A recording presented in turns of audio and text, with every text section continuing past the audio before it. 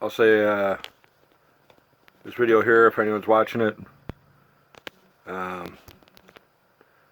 don't know if you got a weak stomach or you don't like to see graphic stuff really. Once it gets to that point, you'll know what it is when they show video of this guy in this jail cell. At that point, if you got problems or you don't like to see graphic stuff or whatnot ever, you might not want to watch after that point because it's pretty disturbing.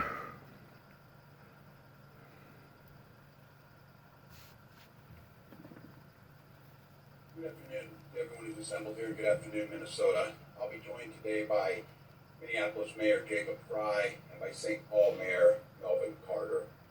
We're going to take a little bit of time to try and describe what the intentions are for this week as the trial of Derek Chauvin is now in the hands of the jury. And as importantly, talk a little bit about what are the next steps in that. It's become kind of cliche to mention this last year has been incredibly difficult. That is true across the country, particularly true here in Minnesota. Our pain and our trauma were videotaped and displayed for the world.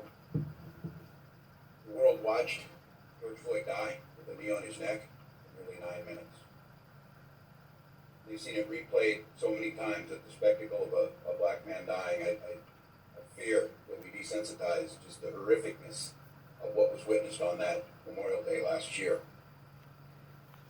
And we're here this week because of that act, plain and simple. At the end point, where we watched a man's humanity be taken, and then we watched his life be taken.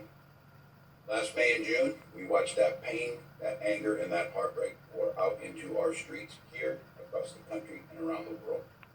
That civil unrest that followed here in Minnesota left nearly 1,000 businesses in ruin, and the life stream of many with them. Many of those were businesses owned by people of color, the very people that are traumatized by what we saw with George Floyd. Our state was shattered, the fierce urgency for change was upon us, and we came together bipartisanly, and we passed a small package of reforms, a beginning. But we stalled. We weren't able to pass a package to fund and rebuild those businesses, to make sure that we provided those opportunities in those very communities that were traumatized. We all know that what you're seeing right now is reactive. It's not proactive. Communities have been demanding change. They've demanded that it wasn't enough. And they very clearly stated if the systemic changes that need to be made aren't made, then things would repeat themselves. And when I say things, I mean the horrific deaths of young black men over and over, and a systemic feeling in this state that not everyone gets the same opportunities. And just a week ago on Sunday afternoon, we in the world watched again as Dante Wright's humanity was taken from him and in his life. And now we're here.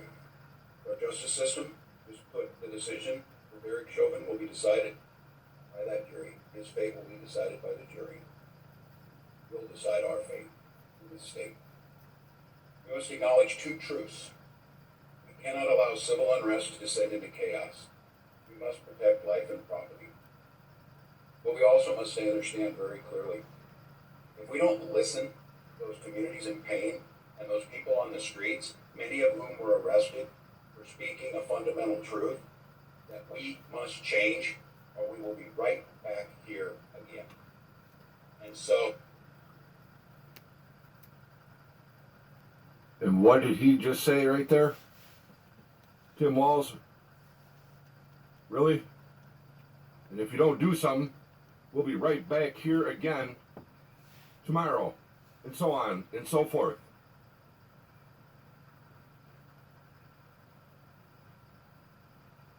So in this moment, it's our goal together, mayors, community organizers, people across the state from law enforcement to ministerial associations, is to try and make sure that we strike that proper balance of making sure that the peace and stability is upheld, that equally as important is that rage that will be on the street regardless of what happens is channeled into a positive way, and that positive way means change.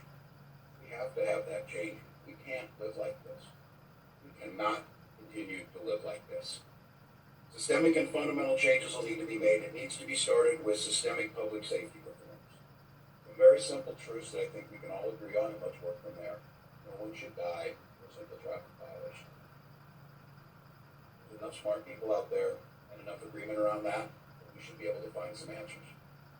Because to be very clear, if we don't find that answer, we're going to be right back in this situation, and I'm going to continue to say it. We cannot continue. We cannot live this way.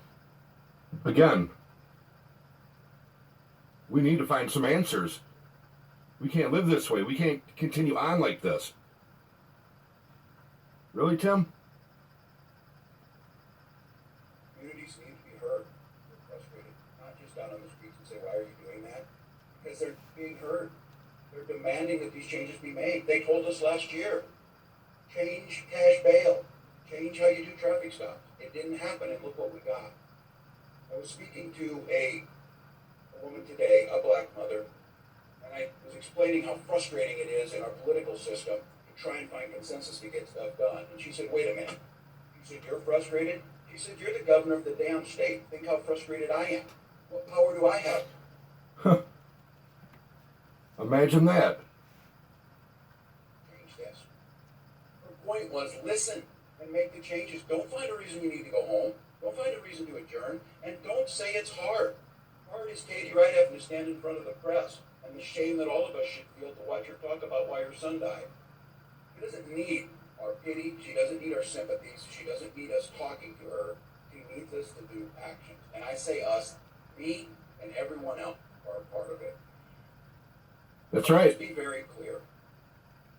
George and Dante and Philando and Jamal, we can go through anything in Minnesota. The names, say their names. I hear that in front of my house as I should.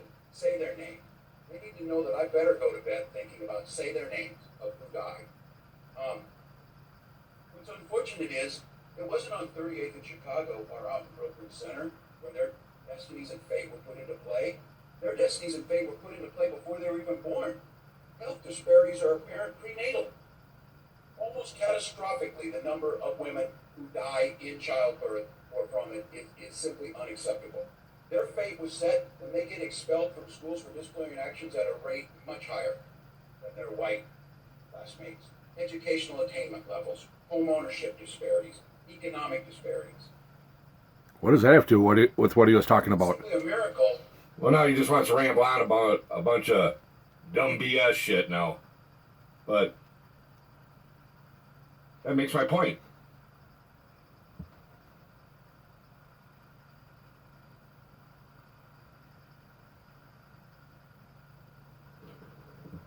Driving to court like 2 weeks ago, my mom gets a call on her phone. Of course, it's linked inside her car. And it's a call from the Attorney General's office. Wasn't able to record the conversation, but I think I can speak now that I've got no reason to lie or whatever, but I wish I could have recorded that conversation. But the conversation went as a guy from the Attorney General's office is claiming that they have no jurisdiction, they can't step in, and yada yada yada, and so I'm letting my mom talk to him. Well, once he went on and on about they don't have jurisdiction and blah blah, if you don't like how stuff's being ran, take it to the ballot box, and just a fucking piece of shit is what he was, pretty much. So I brought up, wait a minute, I remember hearing something on the news about this man that died in jail back in 2018, and the Attorney General is winding up intervening on it because they have no jurisdiction. Sorry about that. I maybe needed to keep on for some dog food, but so I brought up about this man that died in jail back in 2018.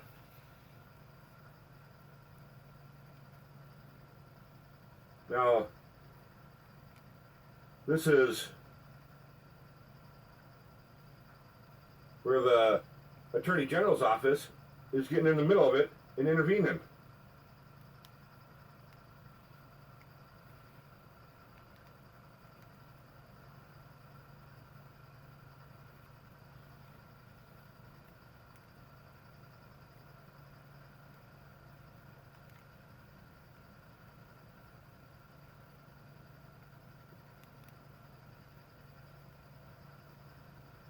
And I said, well, what's up with that? I thought you guys can't intervene or get involved when you have no jurisdiction over it. He says to me, well, the county attorney's office reached out to us and asked us. So is that what it takes? A county attorney's office to reach out to the attorney general's office, and then you mean to tell me you got jurisdiction over something? That makes clearly no sense to me at all. It takes the attorney general's office to intervene or to get involved only when the county attorney reaches out to them and asks them. That makes no sense. Absolutely. Well, at least I know in my situation, I know clearly that clearly the county attorney is not going to reach out to the attorney general to intervene or ask them for any type of help or anything whatsoever, because they're part of it too, part of the problem. Otherwise, they would have done something on their own. They would have stepped up and called the people out and said, hey, these people weren't doing their job right, and look at now what is happening and what is occurring. Let alone the attorney general's office, needless to say, they don't want to get involved or say anything, or even if they're asked to, due to Mary Threesen, who used to be the assistant attorney general and then turned into a Scott County judge and then a Dakota County judge, who sentenced, took the plea, and closed the case all in one day, which is not a closed case technically, because the guy's still on probation for 25 years. But if you look it up, it'll say closed.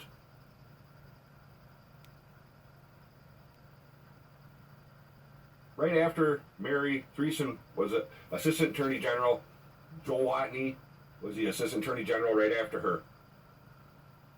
In 1999, Joel Watney became the assistant attorney general. Jeffrey Michael Watney committed criminal sexual conduct, 3 charges against him for molesting his own child. In 2003, who do you think was the assistant attorney general at the time when Jeffrey Michael Watney was molesting his own kid and got charged with 3 charges of criminal sexual conduct? The assistant attorney general at that time was Joel Watney.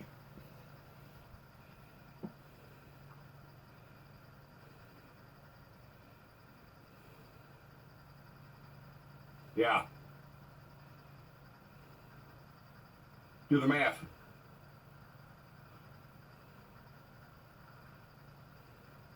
This is ridiculous. Straight ridiculous. And then you hear the governor, that was 2 years ago, that speech he did. 2 years ago he did that speech. Bullshit, bullshit, bullshit coming out of his mouth. Just bullshit. You know what I mean? Shit in one hand. Might as well shit in the other hand. They're both going to fill up. You're going to need both hands. Just shit. Just shit in both hands. You know what I mean? This is beyond ridiculous. It took me digging into it and spending money out of my pocket to get copies of all these records and documentation to find out how ridiculous it really is and why it's being the way it is and how it's being treated and resolved and how they're choosing to try and hide it and sweep it under the rug, file papers to try and get them off probation early after I find out and contact them and started digging into it. Man, this is beyond ridiculous. And then to find out why it's like that because of the people involved. No one gets charged with criminal sexual conduct, 3 different charges, molesting their own child, and gets away with 365 days in jail with work release, and then allowed to break jail policy and standards while a judge signs an order allowing him to leave state because jail standards, jail rules are not to allow anyone on work release to leave state while on work release. But not if you're Jeffrey Michael Watney. Not if you're related to Joel Watney. Not if you got a judge who used to be the assistant attorney general, Mary Threesen. When you got all that, you're golden. When you got all that, you can have a court order saying no contact. No contact means no contact. And 3 months later, They'll allow you to buy a house with a woman, with a kid that's not yours, that's 5 years old, and to live in the same house, buy a house with your girlfriend, and live with her daughter that's not even your daughter, and get away with it.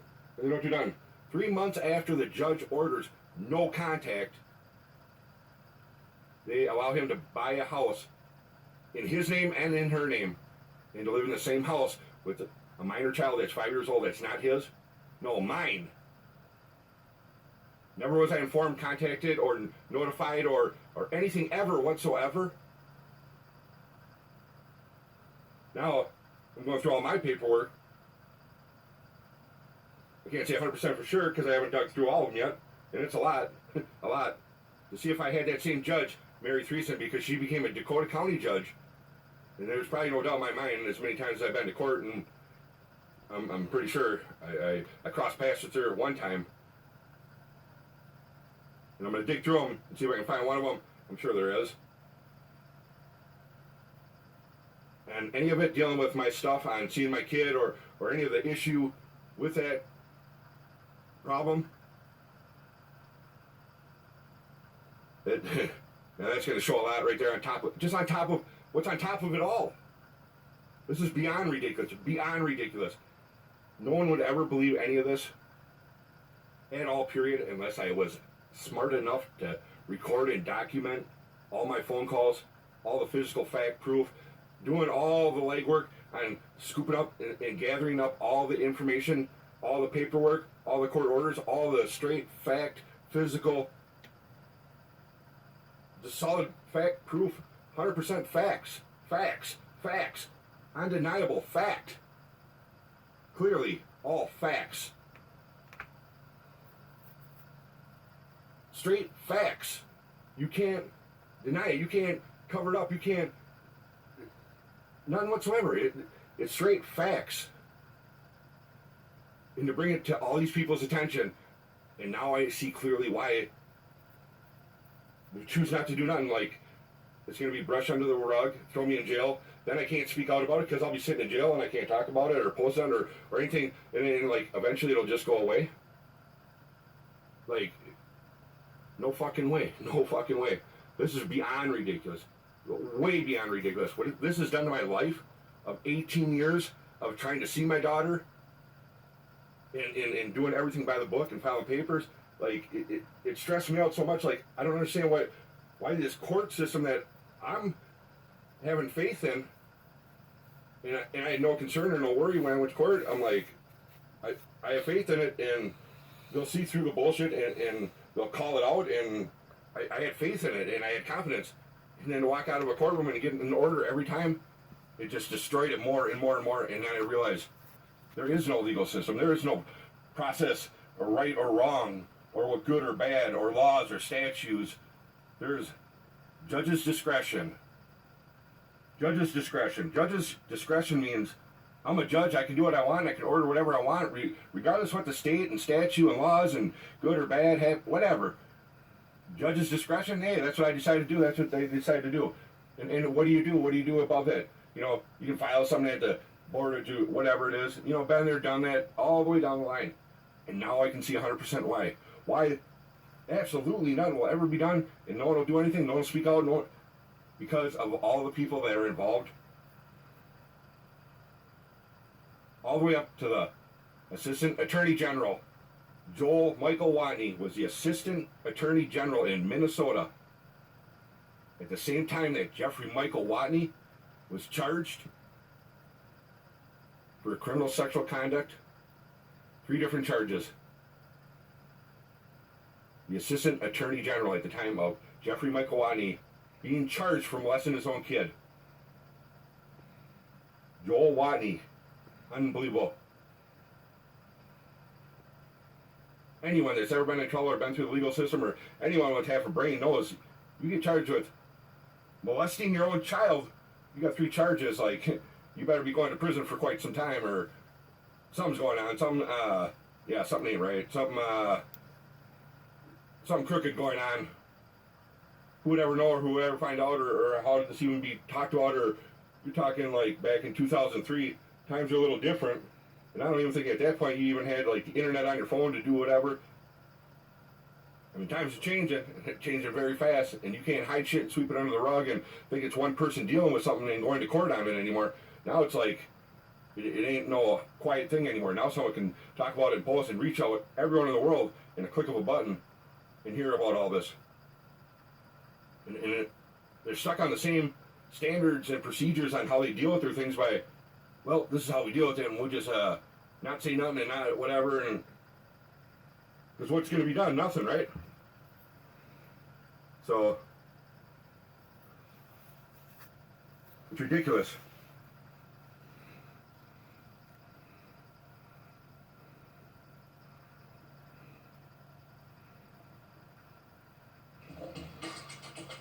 Have you spoken to the FBI? Yes.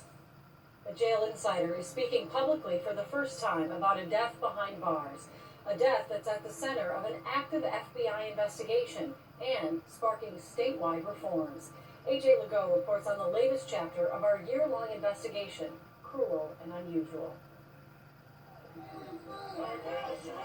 We're here for justice. We're here to demand justice. We've shown you the mother's pleas. People keep dying. The No more. fueled by video of a man inside the Beltrami County Jail. Paralyzed, lying in his own waste, denied medical care until his death. What until that? He was pleading for Until now, his life. you've never heard from the one person who tried to save Ardell Sherrill. Could he even stand up? He couldn't even stand up. He could barely talk. He could still cry. For nurse practitioner Stephanie Lundblad, the cries of Ardell weigh heavy. We treat animals that are in kennels better than he was being treated. 27-year-old Hardell walked into the jail August 24th, 2018. Over the next 6 days, his condition deteriorated. He told guards and nurses he couldn't feel anything from the waist down. Video shows him getting weaker and weaker. But guards thought he was faking. Medical issues were overseen by Men Correctional Care, a private company with multi-million-dollar contracts with jails across the state. On August 31st, Lundblad walked into Hardell's cell.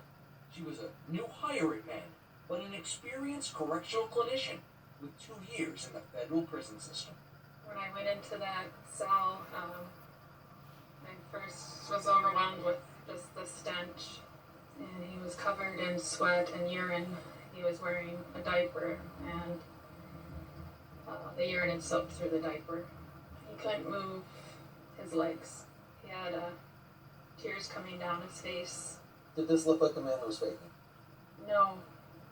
It looked like a man that was suffering, and that was sick, that was dying. His vital signs, not good. Neurologically, something obviously wrong.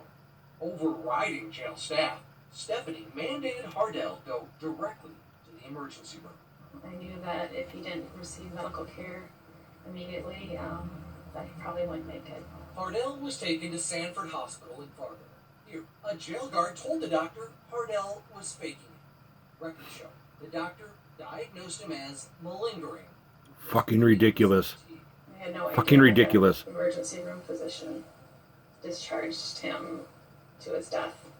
Hardell's discharge papers did instruct seek medical attention immediately if there's worsening weakness, difficulty standing, paralysis, loss of control of bladder or bowels, or difficulty swallowing. Transported back to the jail, still unable to stand. Look how many people involved in this. Every one of those conditions. Each and every one of them people are part of that. Guards pushed his flopping head forward and tossed his limp body onto a cell bunk. The next afternoon, he died on the jail cell floor. A pathologist later determined he died from Guillain-Barré syndrome, which attacks the nervous system, causing paralysis. Most people survive if they get hospital care. He should be alive today. That's exactly what Hardell's mother, Delshia Perry, claims in an ongoing federal lawsuit against the jail, Men, and Sanford Hospital. In court filings, all three entities have denied wrongdoing. I pray to God what happened to Hardell never happens to none of your children. At a legislative hearing over the weekend, Hardell's mother pressed for passage of a sweeping jail reform bill. My son did not deserve nothing to do. And that's why this bill has to be passed. It has to be passed. Stephanie didn't learn what happened to Hardell until 2 days after he died. How evil. In a series of reports and complaints filed immediately with state medical boards and the Department of Corrections, Stephanie detailed how Dr. Todd Leonard, the owner of Men, acknowledged being warned Hardell was deteriorating, but never saw him because he thought Hardell was faking his illness. She says he told her not to jump to conclusions because that would jeopardize his company. Felt like I had witnessed a murder. And I resigned immediately. It's been 2.5 years since Stephanie sounded the alarm to the medical boards, and today they've taken no action. In prior reporting, we've detailed how the Department of Corrections initially failed to investigate Hardell's death and others. Those disclosures are driving jail reform efforts at the Capitol. But now the FBI is investigating Hardell's death, right? Yeah, that's right. They've interviewed Stephanie, as you heard, and other people involved. And as you just saw, Stephanie's a powerful witness who's been waiting for years for someone to listen to her about what she calls the worst injustice she's ever seen. She decided to speak out now because of the trial that we just had here in Minneapolis, and she said what happened to Hardell was just weighing on her. Each and every one of them jailers that were there should have been charged as well. So, taxpayers, think about it. You see how much money that's going to cost you right there alone?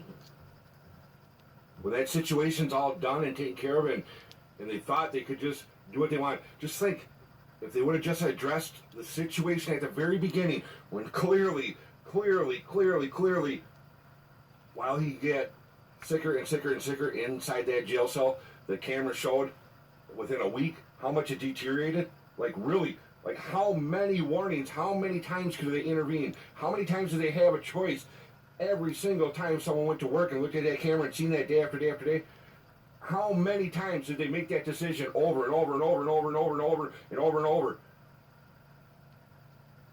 Where they could have done something different and chose not to. How many times could have someone just stepped up and said something and speaked out and said, hey, he needs to just get looked at maybe, how many times did they choose not to do that and make that decision repeatedly over and over? You realize how much money that's going to cost taxpayer?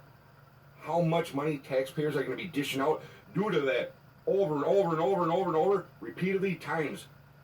That they could have just done something instead of allowing it to come to something like that.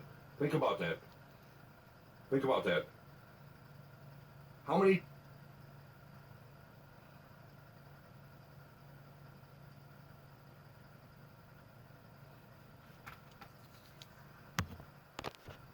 taken care of it, and they thought they could just do what they want. Just think, if they would have just addressed the situation at the very beginning, when clearly,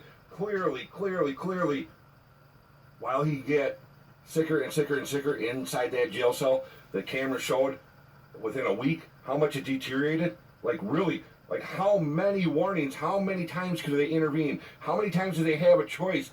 Every single time someone went to work and looked at that camera and seen that day after day after day, how many times did they make that decision over and over and over and over and over and over and over and over? Where they could have done something different and chose not to.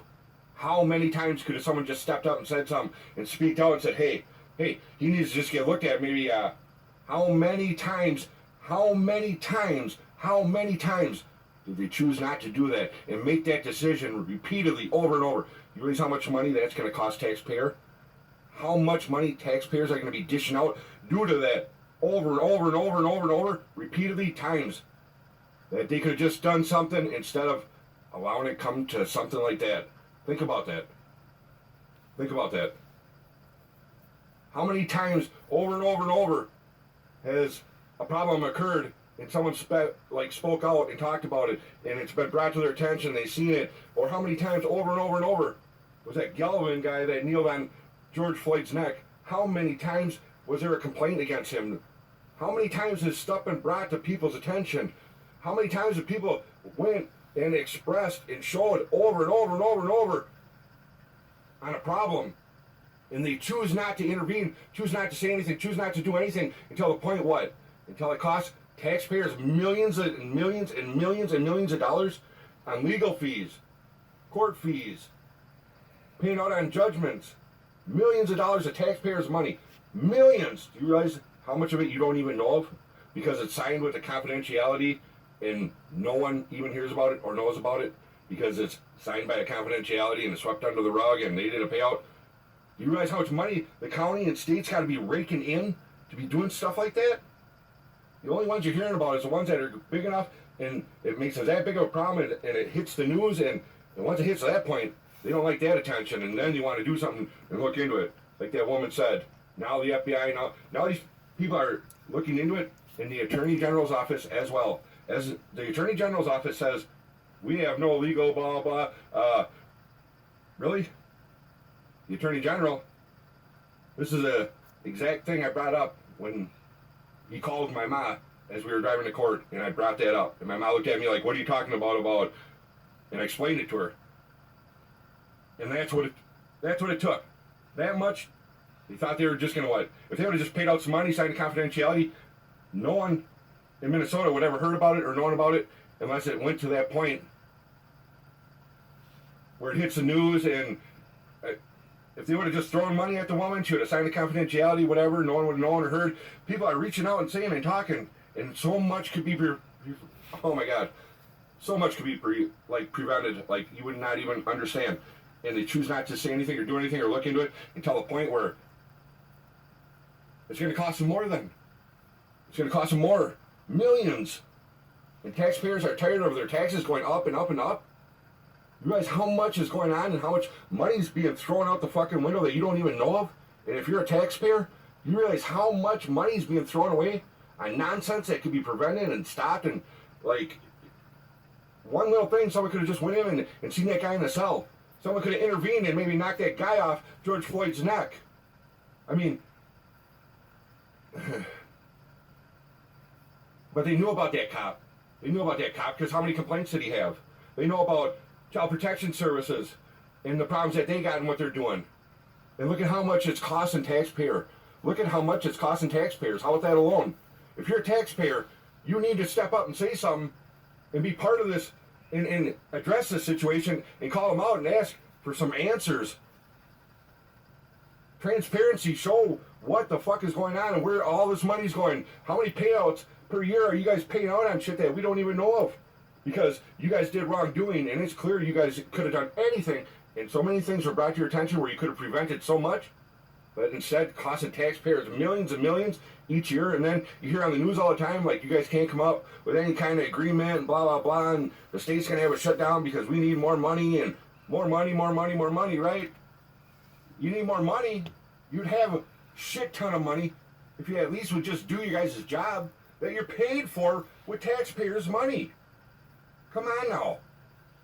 This is fucking beyond ridiculous. How much of a point does something got to get to until, oh, we want to look? Really?